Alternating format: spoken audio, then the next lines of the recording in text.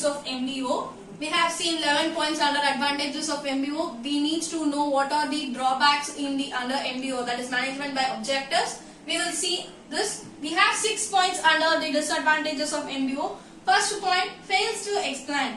That is, most of the persons working under this process do not know what is MBO, why there is a need for this MBO, the process, the need, features. They do not know anything about MBO. So this will be the main first disadvantages. It fails to explain to the executives, that is workers. It will not give the clear idea about MBO.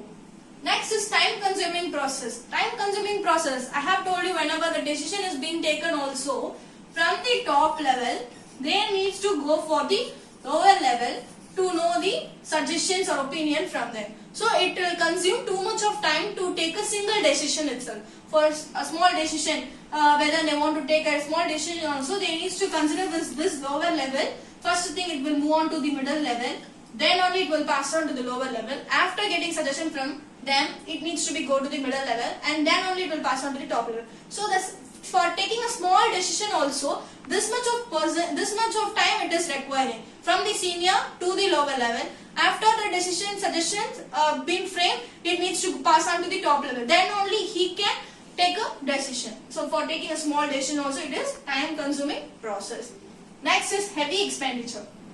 That is, in the case to have this MBO, lot of money is required. To have this process in every organization, they require more amount, so that if they want to pass all this information from top, middle to lower level also, the many papers are being required or many communication facilities being needed. So there is a heavy amount being required for all those things. So it is a heavy expenditure.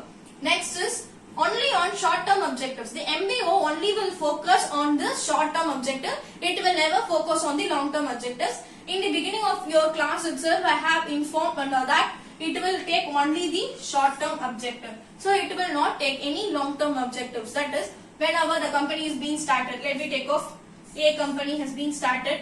They have at the beginning, they have only one branch.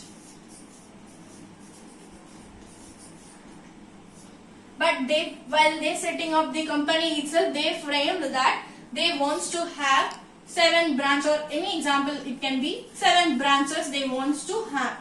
But this MBO will focus on, it will only focus on the work, that is day-to-day activities, that performance, day-to-day, that it will be only for the short-term objective. That is 1 year what the goal needs to be achieved, or for 2-3 years. It can be of number of years, but what it is 2 to 5 years, or it can be at below 5 years. Only what the objectives is being framed. For that achievement only this MBO will focus. But their main goal, when they started their company, they planned that within 7 to 10 years they wants to have 10 branches. But it is failing under this MBO. So under MBO, it will focus on the whatever being goal frame or objectives. This year 1 crore turnover, next year I want to have 2 crore. For that only it will focus. For the profit motive only, I have told you, this MBO will be involved. That for 1 year or 2 to 5 years only, it can have this objectives can be there. Now we move on to the 5th point, status of the subordinates. For everything, the status of subordinate is necessary. That in the case of the status of subordinates is that, if a example, when he subordinate has been joined, for that time, for 1 month, he was able to give me 1000 units. But after 2-3 months, or let me take off for 6 months, after 6 months gap, he can able to produce only 500 units.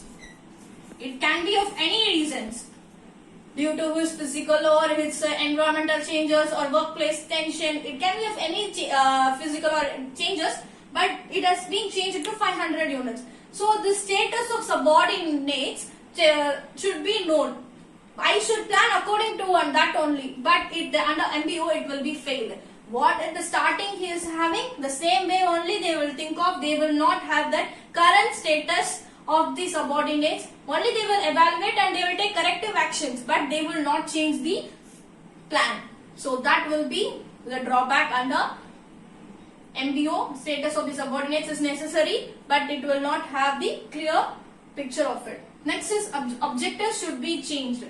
I have told you the situation has been changed. So in that case, I should change my objective, but the MBO will not change its objective. So if it is not changed, what they planned to have the result, it cannot have. So they will fail to have their what results they planned to get, it they will not get. So that will be the sixth drawback faced by the MBO. We have 6 points. Fails to explain that many workers do not, whether they have MBO or not, what is MBO, why it is required, many reasons they do not know. So it will fails to explain. Next is time consuming process.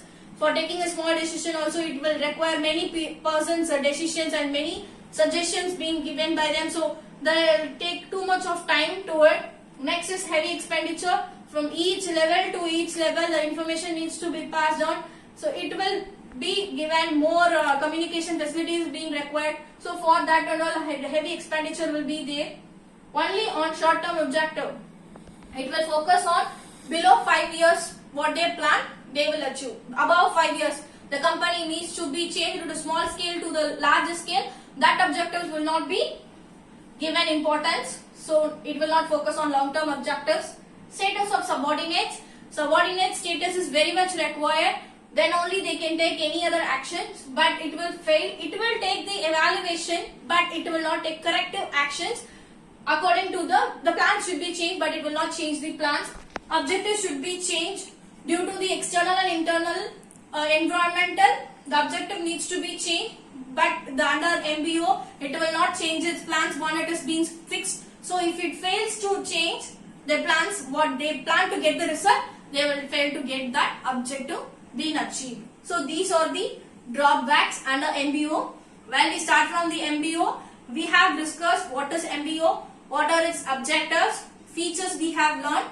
Next, the process of MBO we have under 8 steps we have learned. What is the process of MBO? From beginning from defining the organizational objectives, at the end appraisal of activities we have seen the 8 steps.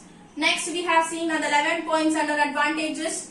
Why there is advantages, what the MBO is doing we have learned. What are the difficulties being faced while we have the MBO we have learned. So thereby the management by objectives ends. In the next session we move on to the management by exception. Thanks for watching.